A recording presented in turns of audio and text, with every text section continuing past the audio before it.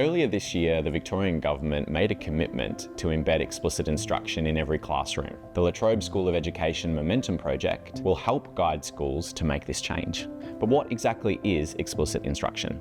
Explicit instruction is a systematic approach to teaching that involves breaking learning down into manageable chunks and teaching that in a logical sequence. Students will get a chance to practice these small steps. The teacher will check to make sure that they're understanding and then gradually add more and more complexity.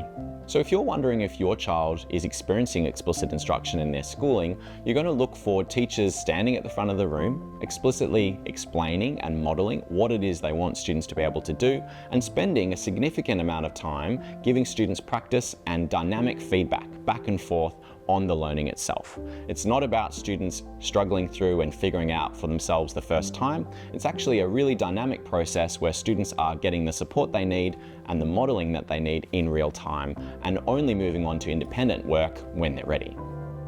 Cognitive science has shown that our working memory, our mental workspace, is actually very limited. So when we present too much information to students at once, they can get cognitive overload. So what great teachers will do is break down the learning into those manageable chunks, allow students to master bit by bit and add all of that into their long-term memory, and then teachers can gradually remove those scaffolds and supports to allow students to feel more confident to take on even more complex tasks. Explicit instruction focuses on building up students' mastery of new learning so that they can get better and better at different aspects of the curriculum and apply those to new learning experiences. When explicit instruction is working really well, students can see the connections between all the information, the skills, the knowledge that they've learnt over time, and connect those to different parts of the curriculum as they progress through the school years.